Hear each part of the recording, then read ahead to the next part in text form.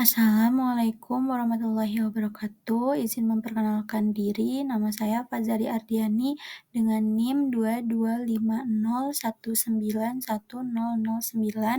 dari kelas A kelompok 1. Di sini saya akan mempresentasikan tugas sebelum praktikum bab 2 mengenai formulasi dan evaluasi sediaan farmasi.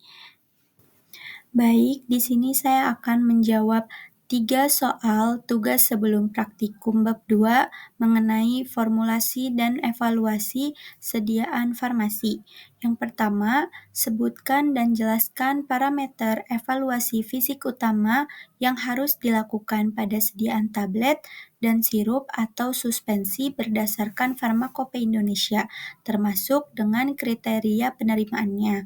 Yang kedua, jelaskan perbedaan fungsi dan prinsip kerja instrumen dan aparatus psikometer, variabilator, dissolution tester, hardness tester, moisture analyzer, dan tape density tester dalam konteks evaluasi mutu sediaan farmasi. Dan yang ketiga, bacalah dan buatlah rangkuman mengenai persyaratan stabilitas fisik sediaan emulsi dan sebutkan faktor-faktor yang dapat memicu ketidakstabilan fisik seperti creaming, cracking, atau sedimentasi. Di sini saya akan menjawab soal pertama, yaitu sebutkan dan jelaskan parameter evaluasi fisik utama yang harus dilakukan pada sediaan tablet dan sirup atau suspensi berdasarkan Farmakope Indonesia, termasuk pada kriteria penerimaannya. Parameter evaluasi fisik utama tablet. Yang pertama ada organoleptis, mencakup rupa, bau, dan rasa, yang merupakan sangat penting untuk penerimaan konsumen dan pengontrolan keseragaman antara bahan serta antara tablet yang satu dengan yang lain, serta memantau pembuatan yang bebas dari kesalahan. Tablet diamati secara visual, apakah terjadi ketidakhomogenan, zat warna, atau tidak, bentuk atau permukaan tablet, permukaan cacat atau tidak, dan harus bebas dari noda atau bintik-bintik. Yang kedua ada keseragaman ukuran. Ketebalan tablet adalah satu-satunya variabel dimensi yang berhubungan dengan proses. Pada tekanan kompresi yang konstan, ketebalan tablet bervariasi dengan berubahnya pengisian dye, distribusi ukuran partikel, serta kepadatan campuran partikel yang dikempa dan dengan berat tablet. Keseragaman ukuran merupakan perbandingan diameter dan tebal.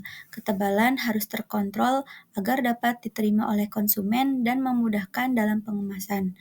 Uji keseragaman ukuran dapat dilakukan dengan menggunakan jangka sorong dengan cara pengambilan keseragaman ukuran secara acak sebanyak 20 tablet, lalu diukur diameter dan tebal menggunakan jangka dan menurut Farmakope Indonesia, edisi ketiga diameter tidak lebih dari 3 kali dan tidak kurang dari 1/1/3 tebal tablet, dengan rumus diameter sama dengan 1/1/3 tebal dikurangi 3 dikali tebal.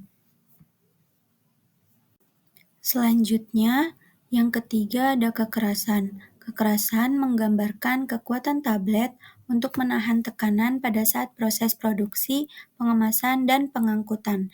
Prinsip pengukurannya adalah memberikan tekanan pada tablet sampai tablet retak atau pecah.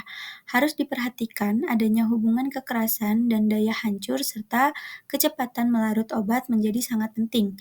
Pada penambahan tekanan kompresi, nilai kekerasan tablet meningkat, sedangkan untuk ketebalan tablet berkurang. Kekuatan minimum untuk tablet adalah sebesar 4 kg per cm kubik. Alat yang digunakan pada uji kekerasan yaitu hardness tester menurut Ansel pada tahun 1989. Untuk prosedur ujinya dilakukan menggunakan hardness tester terhadap 20 tablet yang diambil secara acak, kemudian kekerasan diukur berdasarkan luas permukaan tablet dengan menggunakan beban yang dinyatakan dalam kilogram. Untuk satuan kekerasannya adalah kilogram per cm persegi. Ditentukan kekerasan rata-rata dan standar defisiensinya. Untuk syaratnya sendiri, Untuk tablet besar berukuran lebih dari 500 miligram, disyaratkan 7-10 kilogram per sentimeter persegi. Sedangkan untuk tablet kecil dengan ukuran kurang dari 500 miligram disyaratkan 4-6 kilogram per sentimeter persegi. Selanjutnya untuk friabilitas. Uji kerapuhan merupakan uji ketahanan permukaan tablet terhadap gesekan yang dialami oleh tablet sewaktu pengemasan, pengiriman, dan penyimpanan. Dilakukannya dengan menggunakan alat friabilator dengan parameter yang diuji adalah kerapuhan tablet terhadap gesekan atau bantingan selama waktu tertentu. Friabilitas dipengaruhi oleh sudut tablet yang kasar, kurang daya ikat serbuk, terlalu banyaknya serbuk halus, atau pemakaian bahan yang tidak tepat, dan masa cetak terlalu kering, dan dapat dirumuskan dengan friabilitas sama dengan A dikurangi B dibagi A dikali 100%. Friabilitas dibagi menjadi friabilitas untuk menguji kerapuhan tablet kompresi terhadap bantingan, dan fleksibilitas yaitu untuk menguji kerapuhan tablet terhadap gesekan antar tablet. Selanjutnya yang kelima ada uji keseragaman bobot, yaitu uji keseragaman bobot merupakan jumlah bahan yang diisikan ke dalam cetakan yang akan ditekan menentukan berat tablet yang dihasilkan, tapi tergantung pada daya alir serbuk. Untuk prosedur ujinya diambil 20 tablet secara acak, lalu ditimbang masing-masing tablet. Dihitung bobot rata-rata dan penyimpangan terhadap bobot rata-rata. Tidak boleh lebih dari 2 tablet yang masing-masing menyimpang dari bobot rata-rata yang lebih besar dari harga yang ditetapkan pada kolom A, dan tidak boleh ada satupun tablet yang menyimpang dari bobot rata-rata lebih dari harga pada kolom B. Untuk rumusnya sendiri ada persen penyimpangan sama dengan bobot tablet dikurangi bobot rata-rata dibagi bobot rata-rata dikali 100%. Selanjutnya ada uji keseragaman sediaan. Menurut Farmakope Indonesia edisi ke-6 halaman 1526 sampai 1529, keseragaman sediaan didefinisikan sebagai derajat keseragaman jumlah zat aktif dalam satuan sediaan. Untuk uji keseragaman sediaan ini terdiri dari keragaman bobot dan keseragaman kandungan. Untuk keragaman bobot diambil tidak kurang dari 30 satuan sediaan, sedangkan untuk keseragaman kandungan merupakan uji berdasarkan pada penetapan kadar masing-masing kandungan zat aktif dalam satuan sediaan. Diambil tidak kurang dari 30 satuan dan tetapkan kadar dari masing-masing 10 satuan sediaan terlebih dahulu, kemudian dihitung nilai penerimaannya.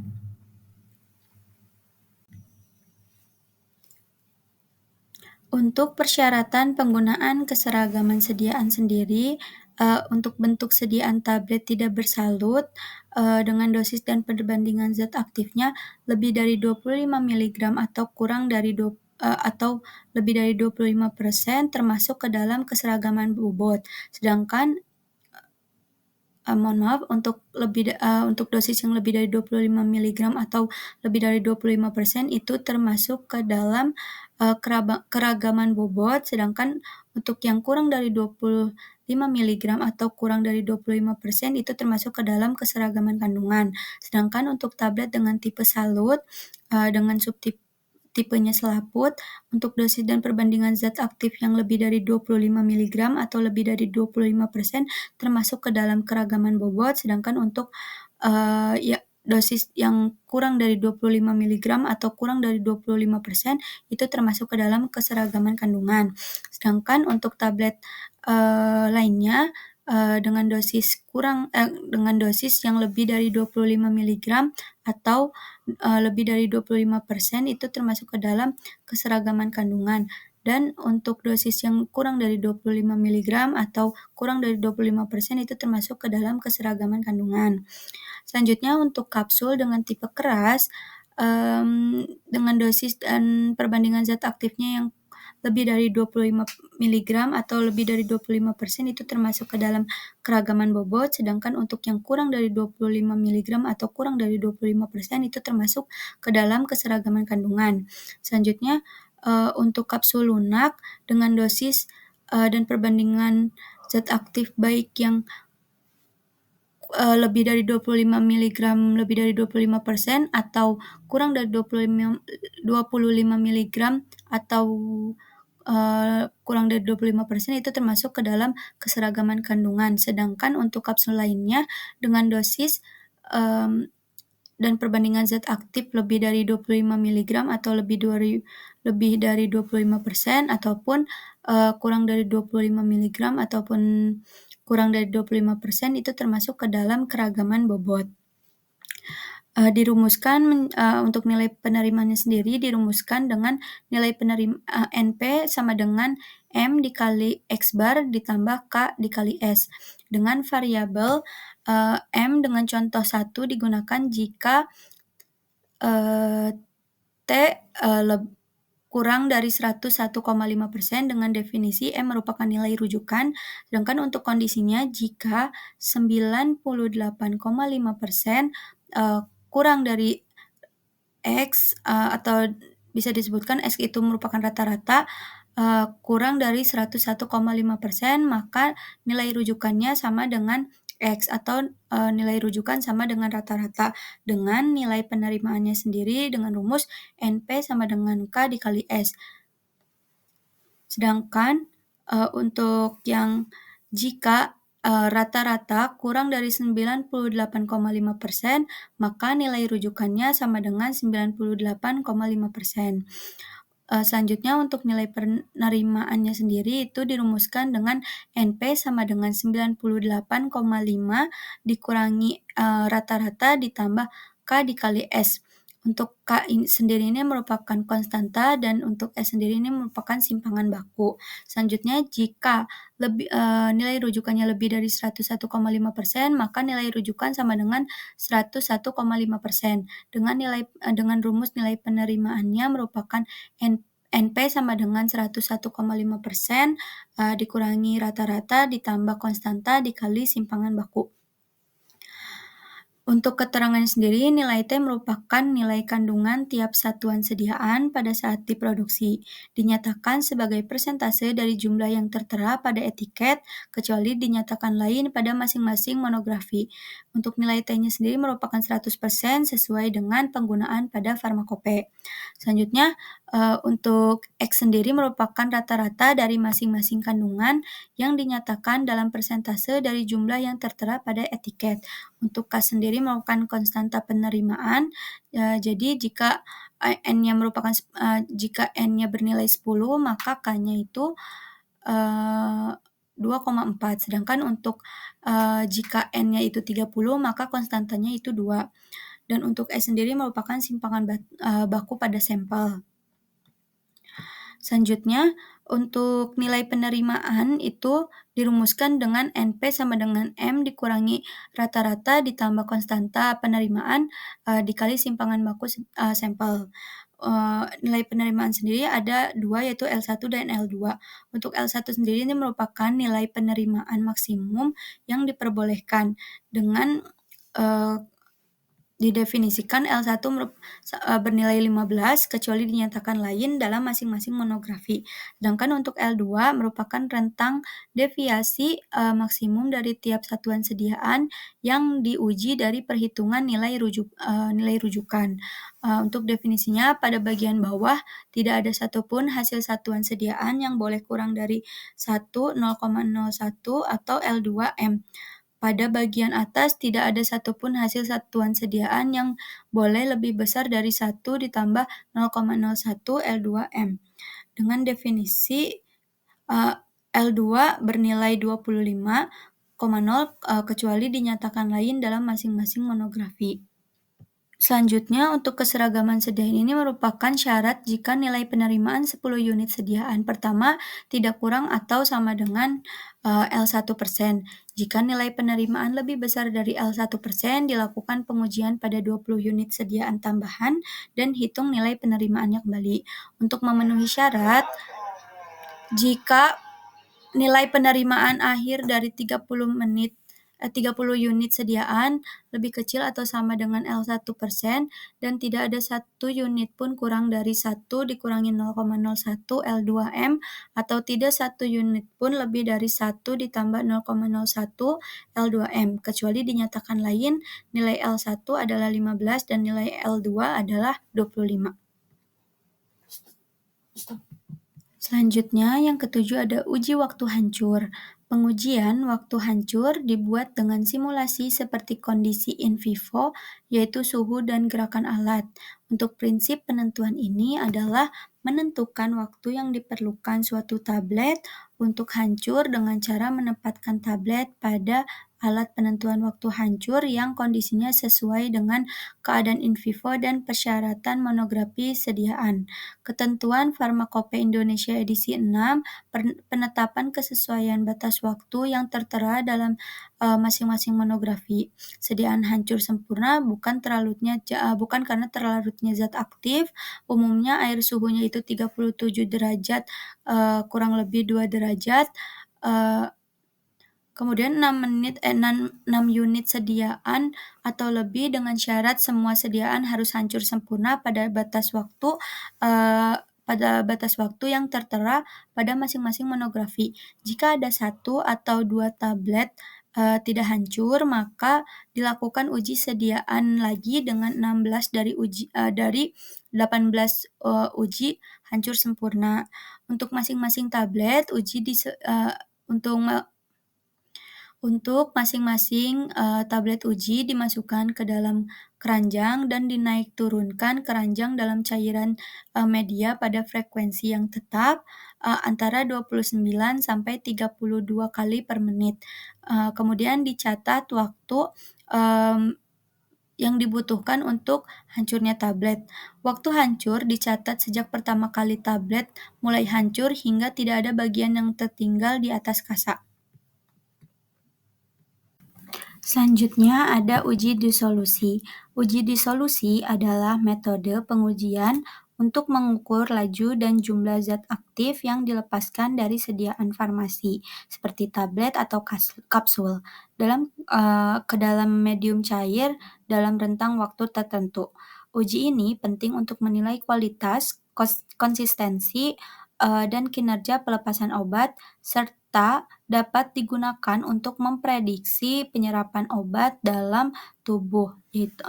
Kemudian uji disolusi ini juga sering menjadi pengganti uji bioekivalensi secara in vivo karena lebih praktis dan ekonomis.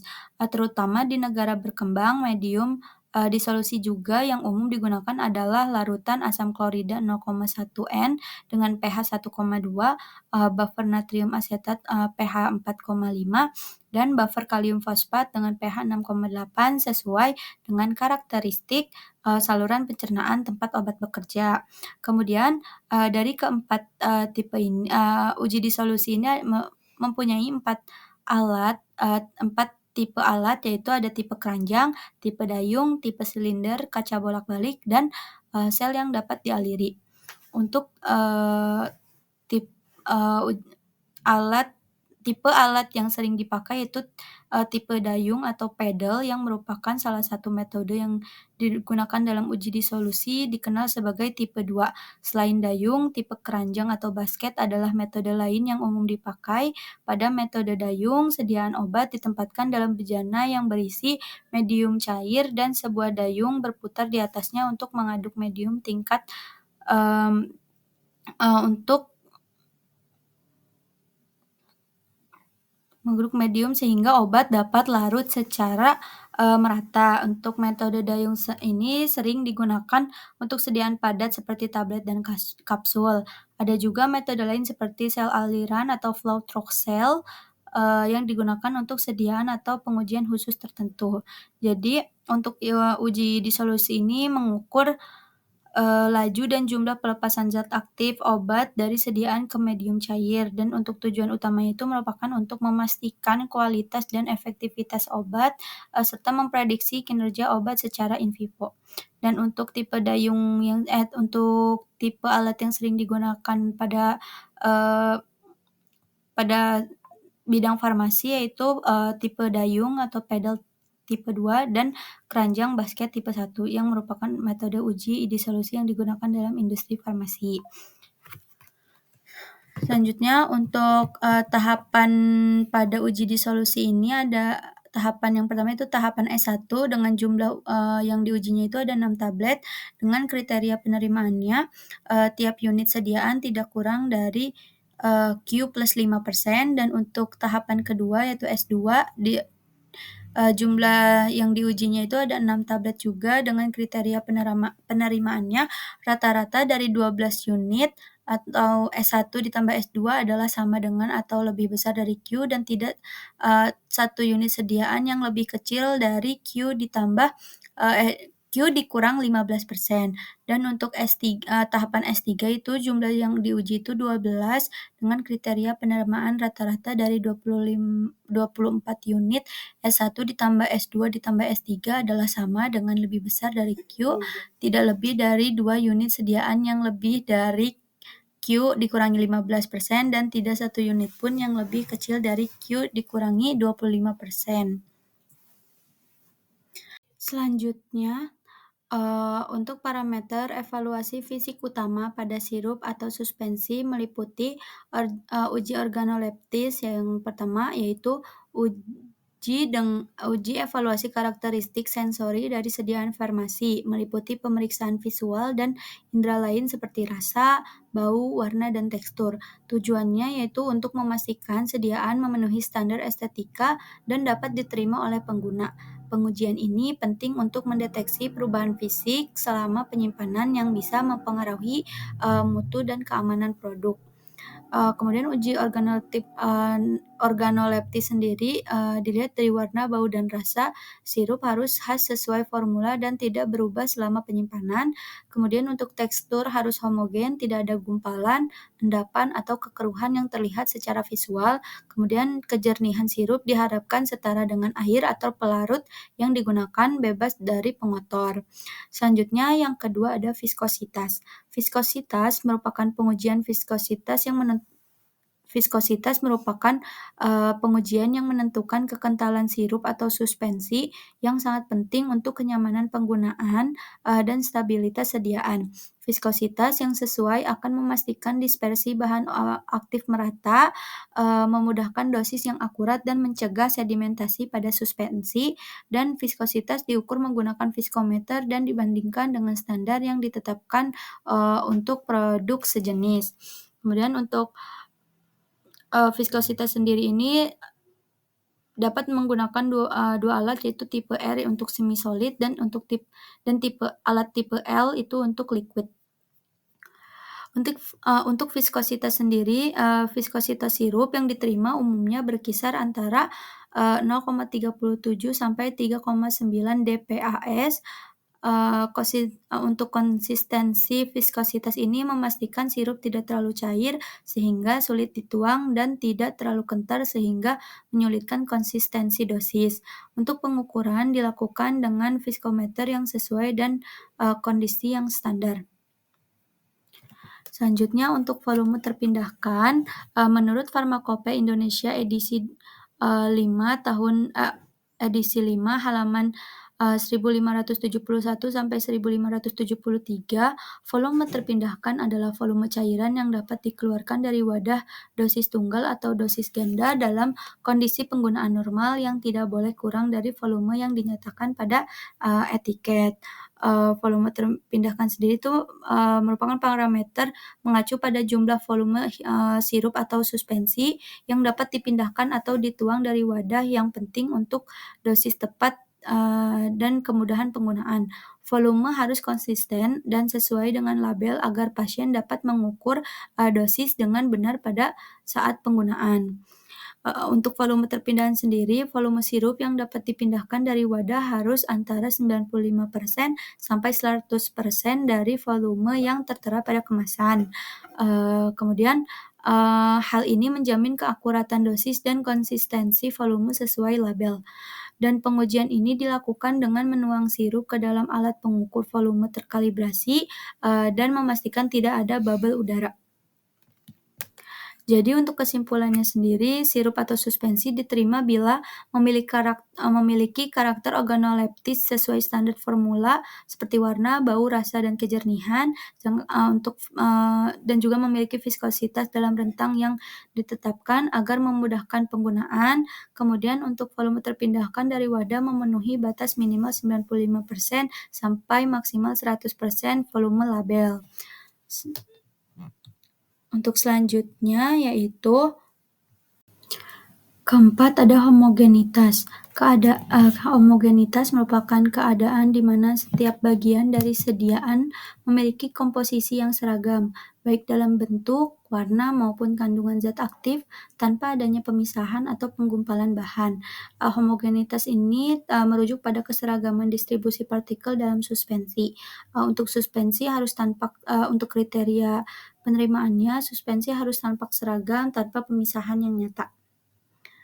Selanjutnya ada derajat flokulasi. Derajat flokulasi merupakan perbandingan antara volume endapan pada suspensi yang terflokulasi dengan volume endapan pada suspensi yang terdispersi sempurna, tidak terflokulasi pada keadaan setimbang.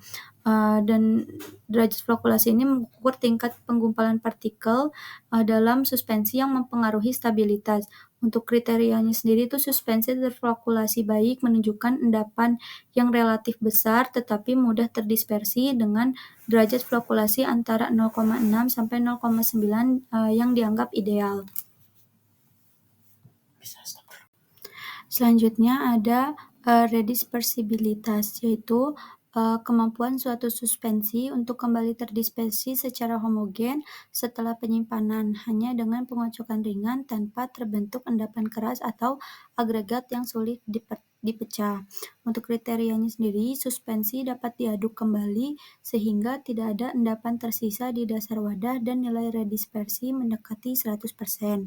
Selanjutnya ada reologi. Reologi digunakan untuk menilai viskositas, elastisitas, dan plastisitas dari sediaan cair, kental, dan semi-solida. Untuk reologi sendiri ini merupakan studi sifat aliran suspensi termasuk viskositas plastis dan yield point dengan kriteria suspensi harus memiliki viskositas yang cukup agar partikel tidak cepat mengendap namun tetap mudah dituang. Pada reologi plastis, yield point harus mencukupi untuk mencegah sedimentasi cepat. Selanjutnya ada penentuan ukuran partikel.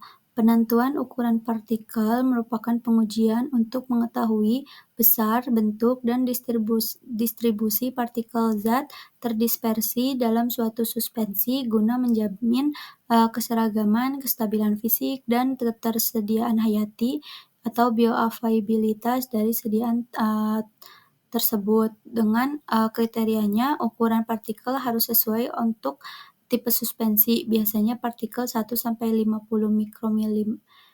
mikromilimeter agar suspensi stabil dan efektif. Selanjutnya yang terakhir ada densitas, yaitu ukuran massa zat per satuan volume yang menunjukkan kerapatan fisik suatu bahan atau sediaan. Densitas sangat penting untuk menentukan sifat fisik bahan farmasi, seperti ukuran partikel, kerapatan bubuk, dan konsistensi sediaan padat maupun cair. Untuk kriterianya sendiri, densitas harus stabil dan sesuai dengan formula. Fluktuasi densitas menunjukkan perubahan konsentrasi atau kestabilan pada suspensi. Selanjutnya saya akan menjawab pertanyaan kedua, yaitu jelaskan perbedaan fungsi dan prinsip kerja instrumen dan aparatus pada viskometer, viabilator, dissolution tester, hardness tester, moisture analyzer, dan tape density tester dalam konteks evaluasi mutu sediaan farmasi. Perbedaan fungsi dan prinsip kerja instrumen dan aparatus. Yang pertama pada viskometer. Viskometer berfungsi untuk mengukur viskositas cairan ataupun suspensi. Dengan prinsip kerja mengamati gaya hambat aliran cairan melalui alat ukur, biasanya dengan penggerak mekanis yang mengukur resistensi aliran. Selanjutnya ada variabilitas, berfungsi untuk menguji ketahanan fisik tablet terhadap gesekan dan benturan. Dengan prinsip kerja, tablet ditempatkan dalam drum yang berputar dan dijatuhkan berulang, dengan mengukur kehilangan massa akibat kerusakan. Selanjutnya ada dissolution testers. Dissolution tester berfungsi untuk mengukur laju pelepasan zat aktif dari sediaan tablet ataupun kapsul dalam media cair. Dengan prinsip kerja, sampel dilarutkan dalam media cair dengan pengadukan terkontrol, kemudian diambil sampel waktu tertentu untuk dianalisis konsentrasinya. Selanjutnya ada hardness tester yang berfungsi untuk menilai kekerasan tablet atau bentuk padat lainnya dengan prinsip kerja, mengukur gaya tekan yang diperlukan untuk memecah tablet menggunakan mekanisme tekan dan sensor gaya. Selanjutnya ada moisture analyzer, berfungsi untuk mengukur kadar air dalam bahan atau sediaan farmasi. Dengan prinsip kerja, mengeringkan sampel dengan pemanasan dan mengukur penurunan berat secara real time untuk menghitung kandungan air. Selanjutnya, yang terakhir ada tape density tester, berfungsi untuk mengukur densitas terkompak atau densitas rapat atau bubuk. Yang berprinsip kerja yaitu menggetarkan atau mengetuk tabung berisi bubuk, lalu mengukur volume bubuk setelah pengemasan akibat getaran. Selanjutnya untuk pertanyaan terakhir yaitu bacalah dan buatlah rangkuman mengenai persyaratan stabilitas fisik sediaan emulsi dan sebutkan faktor yang dapat memicu ketidakstabilan fisik seperti creaming, cracking, atau sedimentasi. Persyaratan stabilitas fisik secara ringkas dilihat dari homogen, globul berukuran seragam dan stabil, viskositas memadai, pH yang stabil serta tidak mengalami pemisahan melalui proses flokulasi, creaming, koalensi, dan breaking selama masa simpan. Evaluasi dan pengujian emulsi meliputi uji organoleptik, uji homogenitas, uji pH, uji viskositas, dan uji stabilitas sentrifugasi. Selanjutnya, emulsi dikatakan tidak stabil bila didiamkan, yaitu fase dalam membentuk koalesensi atau agregat tetesan. Bila agregat tetesan naik ke permukaan atau ke dasar emulsi dapat membentuk lapisan pekat dalam. Bila semua atau sebagian cairan fase dalam tidak teremulsi, membentuk lapisan yang berbeda pada permukaan atau dasar emulsi. Selanjutnya, untuk faktor-faktor yang dapat memicu ketidakstabilan fisik, yaitu creaming. Creaming merupakan agregat tetesan cenderung lebih besar untuk naik ke permukaan atau turun ke dasar.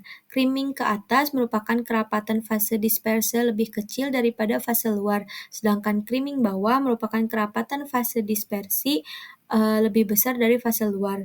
Yang kedua ada breaking, yaitu agregat tetesan dalam emulsi bergabung membentuk pemisahan fase menjadi suatu lapisan. Sedangkan untuk yang ketiga itu ada inversi fase yang merupakan perubahan tipe emulsi secara tiba-tiba dari tipe air ke minyak, air dalam minyak ke dalam air, atau sebaliknya. Untuk yang terakhir ada flokulasi, yaitu penggumpalan globul tanpa penggabungan permanen terjadi karena lemahnya gaya tolak-menolak antar globul. Sekian yang dapat saya sampaikan, kurang lebihnya mohon maaf. Wabillahi taufiq wal hidayah. Wassalamualaikum warahmatullahi wabarakatuh.